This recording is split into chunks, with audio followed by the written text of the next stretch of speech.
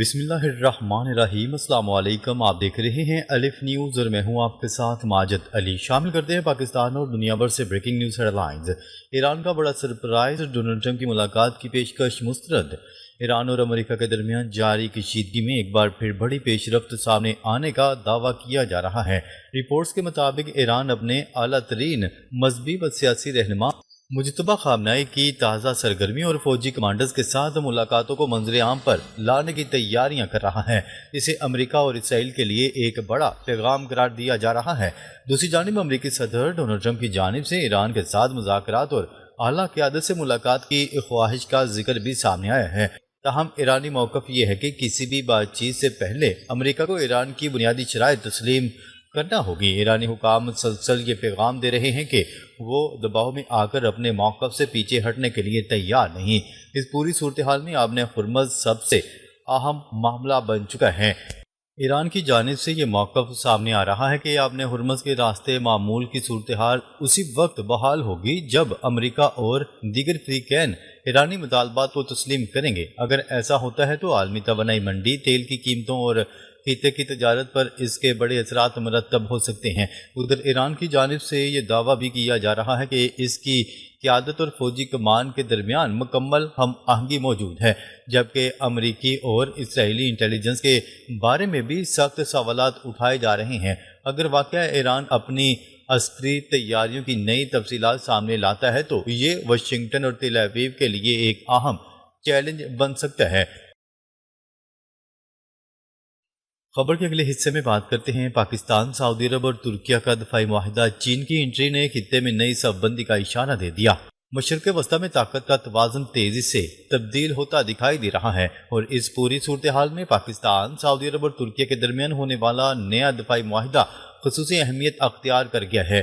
تازہ ترین صورتحال کے مطابق ایران اور امریکہ کے درمیان براہ راست مذاکرات کی بجائے پیغامات کے تبادلے کا سلسلہ جاری ہے، جبکہ آبِ ہرمز کو کھولنے کے معاملے پر ایران نے اپنی کچھ شرائط بھی سامنے رکھی ہیں۔ پاکستان اس معاملے میں سیاسی اور سفارتی رابطوں کے ذریعے کشیدگی کم کرنے کی کوشش کر رہا ہے، جبکہ ایرانی قیادت بھی مذاکرات کے امکانات کو مکمل طور پر مسترد نہیں کر رہی۔ دوسری جانب یمن کے حوثیوں اور سعودی عرب کے درمیان کشیدگی نے بھی خطے کی صورتحال کو مزید حساس بنا دیا ہے۔ یمن میں حوثیوں کے حملوں کے بعد سعودی حمایت یافتہ فورسز کی کارروائیوں کی اطلاعات سامنے آئی ہیں، جس کے بعد خدشہ ظاہر کیا جا رہا ہے کہ یہ محاذ مزید شدت اختیار کر سکتا ہے۔ لیکن سب سے بڑی پیش رفت پاکستان، سعودی عرب اور ترکیہ کے مکہ دفاعی معاہدے کے حوالے سے سامنے آئی ہے۔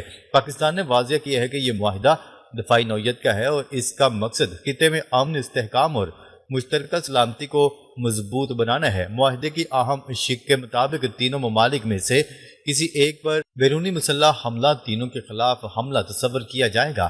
اب اس معاملے میں چین کا کردار بھی اہم ہوتا دکھائی دے رہا ہے۔ چین نے اس دفاعی تعاون کو سپورٹ کرنے میں دلچسپی ظاہر کی ہے، جبکہ پاکستان اور چین کے درمیان پہلے ہی دفاعی ٹیکنالوجی اور فوجی تعاون موجود ہے۔ یوں ایک طرف ایران، امریکہ اور آبِ ہرمز کا معاملہ عالمی توجہ کا مرکز ہے، تو دوسری جانب پاکستان، سعودی عرب اور ترکی کا دفاعی تعاون مشرق وسطیٰ میں نئی اسٹریٹجک صف بندی کی بنیاد بنتا دکھائی دے رہا ہے۔ خبر کے اگلے حصے میں بات کرتے ہیں حوثیوں کے سعودی توانائی تنصیبات پر ڈرون حملے۔ مکہ دفاعی معاہدے کے فوراً بعد صورتحال تیزی سے بدل گئی ہے۔ یمن کے حوثی گروپ انصار اللہ نے سعودی عرب کے جازان میں ارامکو کی تیل کی تنصیبات اور ایک اہم گیس ریفائنری پر ڈرون حملے کیے اور ان کی ذمہ داری بھی قبول کر لی۔ یہ حملے خطے کی توانائی سپلائی کے لیے حساس سمجھے جا رہے ہیں۔ اس کے بعد یمن کے اندر سعودی حمایت یافتہ افواج اور حوثیوں کے درمیان شدید جھڑپیں شروع ہو گئی ہیں۔ متعدد محاذوں پر گولہ باری ہو رہی ہے۔ حوثیوں نے درجنوں بیلسٹک میزائل داغے، جبکہ مخالف افواج نے متعدد ڈرون مار گرائے۔ تازہ ترین رپورٹس کے مطابق گورنریٹ میں حالیہ برسوں کی سب سے شدید تباہ کن فائرنگ کی اطلاعات ہیں۔ دوسری جانب ایران میں بھی اہم پیش رفت سامنے آئی ہے۔ صدر ڈونلڈ ٹرمپ نے کہا ہے کہ امریکہ ایران کے معاملے پر دباؤ بڑھانے کی بجائے محتاط رویہ اختیار کر رہا ہے اور محدود سطح پر بات چیت جاری ہے۔ ایرانی سپریم لیڈر مجتبیٰ خامنہئی نے محسن رضائی کو سپریم نیشنل سیکیورٹی کونسل کا نمائندہ مقرر کر دیا ہے۔ محسن رضائی ماضی میں پاسداران انقلاب کے سربراہ رہ چکے ہیں۔ ایرانی صدر مسعود پزشکیان نے بھی سپریم لیڈر سے ملاقات کے بعد امریکہ کو پیغام دیا ہے کہ ابھی مذاکرات کا بہترین موقع ہے مگر ایران کی شرائط ماننی پڑیں گی۔ آبِ ہرمز کے حوالے سے ایران کا موقف ابھی بھی سخت ہے۔ خبر کے اگلے حصے میں بات کرتے ہیں، معاہدہ ہو نہ ہو اسرائیل ایران کو جوہری ہتھیار حاصل نہیں کرنے دے گا۔ اسرائیلی وزیراعظم نیتن یاہو نے ایک بار پھر ایران کو جوہری ہتھیاروں کے حصول سے روکنے کے عزم کا اظہار کرتے ہوئے کہا ہے کہ یہ معاملہ سفارتی مذاکرات کے ذریعے حل ہو یا کسی معاہدے کے بغیر اسرائیل ایران کو جوہری ہتھیار حاصل نہیں کرنے دے گا۔ غیر ملکی خبرساں ادارے کی رپورٹ کے مطابق کابینہ کے اجلاس سے خطاب کرتے ہوئے نیتن یاہو نے کہا کہ وہ ایک مرتبہ پھر واضح کرنا چاہتے ہیں کہ ایران کے ساتھ کوئی معاہدہ ہو یا نہ ہو، جب تک وہ اسرائیل کے وزیر اعظم ہیں ایران کے پاس جوہری ہتھیار نہیں ہوں گے۔ اسرائیلی وزیر اعظم نے طویل عرصے سے ایران پر جوہری ہتھیار بنانے کی کوشش کا الزام عائد کیا ہے، جبکہ تہران اپنے جوہری پروگرام کو پرامن مقاصد کے لیے قرار دیتا رہا ہے۔ نیتن یاہو کا بیان ایسے وقت میں سامنے آیا جب ایران کے جوہری پروگرام اور خطے میں کشیدگی کے حوالے سے سفارتی کوششیں جاری ہیں۔ اسرائیلی وزیر اعظم نے واضح کیا ہے کہ ایران کو جوہری صلاحیت حاصل کرنے سے روکنا ان کی حکومت کی اہم ترجیحات میں شامل ہے۔ اسرائیل اس معاملے پر اپنے موقف سے پیچھے نہیں ہٹے گا۔ نیتن یاہو کے مطابق ایران کے جوہری پروگرام کے حوالے سے کسی بھی پیش رفت پر اسرائیل کی جانب سے گہری نظر رکھی جا رہی ہے۔ ایرانی جوہری پروگرام پہلے ہی عالمی سطح پر تنازع کا باعث ہے اور اس معاملے پر ایران، اسرائیل اور مغربی ممالک کے درمیان اختلافات برقرار ہیں۔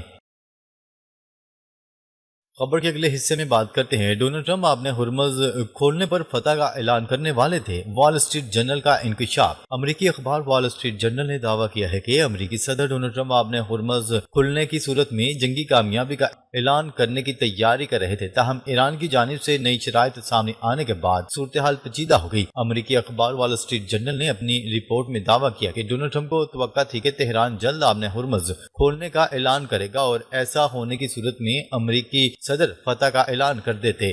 رپورٹ میں کہا گیا ہے کہ ڈونلڈ ٹرمپ ایٹمی معاہدے کے بغیر بھی کشیدگی کم کر کے پیچھے ہٹنے پر آمادہ تھے، تاہم ایران نے اپنے ہرمز میں جہاز رانی کی اجازت دینے کے بدلے بڑی رقم کا مطالبہ کر دیا۔ وال اسٹریٹ جرنل کے مطابق ایران نے امریکی ادائیگیوں کی مد میں اربوں ڈالر اور امریکی افواج کے انخلاء کا مطالبہ کیا، جبکہ تہران کی شرائط میں امریکی بحری ناکہ بندی ختم کرنا بھی شامل تھا۔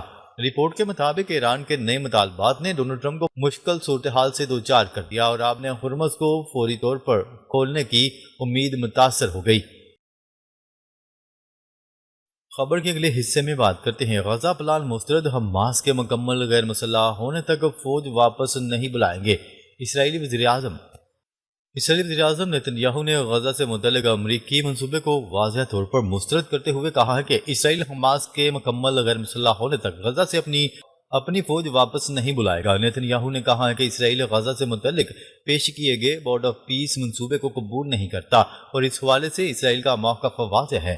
ان کا کہنا تھا کہ حماس کو مکمل طور پر غیر مسلح کرنا اسرائیل کی بنیادی شرائط میں شامل ہے اور اس مقصد کے حصول تک اسرائیلی فوج کی غزہ سے واپسی ممکن نہیں۔ اسرائیلی وزیر اعظم نے مزید کہا کہ امریکہ کی جانب سے غزہ کے مستقبل کے حوالے سے بعض تجاویز پیش کی گئی ہیں، تاہم ان میں کچھ خیالات ایسے ہیں جنہیں اسرائیل کسی صورت قابل قبول نہیں سمجھتا۔ نیتن یاہو کے بیان سے ظاہر ہوتا ہے کہ غزہ میں جنگ کے خاتمے اور مستقبل کے انتظام سے متعلق اسرائیل اور امریکہ کے درمیان بعض معاملات پر اختلافات موجود ہیں۔ اسرائیلی حکومت حماس کی عسکری صلاحیت ختم کرنے کو غزہ سے فوجی انخلاء سے پہلے ضروری قرار دے رہے ہیں۔ نیتن یاہو نے اپنے موقف کو دہراتے ہوئے کہا کہ اسرائیل غزہ میں اپنی فوجی مقاصد کے حصول تک پالیسی میں تبدیلی نہیں کرے، جبکہ حماس کے غیر مسلح ہونے کو کسی بھی مستقبل کے انتظام کی بنیادی شرط قرار دیا گیا ہے۔ خبر کے اگلے حصے میں بات کرتے ہیں، لبنان کا نیا نقشہ، حزب اللہ کا لبنان سے مذاکرات فوری معطل کرنے کا مطالبہ۔ حزب اللہ نے اسرائیلی وزارت خارجہ کی جانب سے لبنان کے نئے نقشے جاری کرنے پر حکومت سے فوری طور پر اسرائیل سے مذاکرات روکنے کا مطالبہ کر دیا۔ میڈیا رپورٹس کے مطابق اسرائیل نے ایک نیا نقشہ جاری کیا ہے جس میں جنوبی لبنان کے بڑے حصے کو اسرائیلی علاقہ دکھایا گیا ہے۔ حزب اللہ نے لبنانی حکومت پر زور دیا ہے کہ وہ اسرائیل کے ساتھ براہ راست مذاکرات کو روک دے۔ حزب اللہ نے کہا ہے کہ اس نقشے نے لبنانی زمین اور وسائل پر اسرائیلی عزم کو بے نقاب کر دیا۔ تل ابیب لبنان کے زمینی نقشے کو تبدیل کرنا چاہتا ہے۔ امریکی social media platform X پر اسرائیلی وزارت خارجہ کے عربی زبان کے اکاؤنٹ پر جمعے کو شائع ہونے والے نقشے میں جنوبی لبنان کے بڑے علاقوں کو اسرائیل میں شامل دکھایا گیا ہے۔ حزب اللہ نے دلیل دی کہ نقشے نے مذاکراتی راستے کو نقصان پہنچایا۔ اسرائیل پر الزام لگایا جا رہا ہے کہ وہ لبنانی سرزمین پر اپنی موجودگی کو مستحکم کرنے کے لیے وقت خریدنے کے لیے براہ راست مذاکرات کا استعمال کر رہا ہے۔ گروپ نے حکومت سے براہ راست مذاکرات ختم کرنے اور اقوام متحدہ کی سلامتی کونسل میں فوری شکایت درج کرنے کا مطالبہ کیا ہے۔ ناظرین، اب تک کے لیے اتنا ہی۔ مزید خبریں لے کر بہت جلد آپ کی خدمت میں حاضر ہوں گے۔ تب تک کے لیے اپنا خیال رکھیے گا۔ اللہ نگہبان۔